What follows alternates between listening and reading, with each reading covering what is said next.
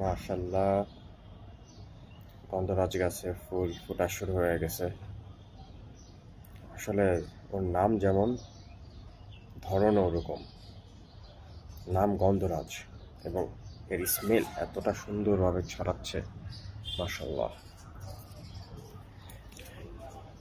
সুন্দর একটা গাছ। যদি খেয়াল করেন, ফুলে ফুলে প্রত্যেকটা ডালের মাথায় ফুলে ভরা, প্রত্যেকটা ডালের মাথায়।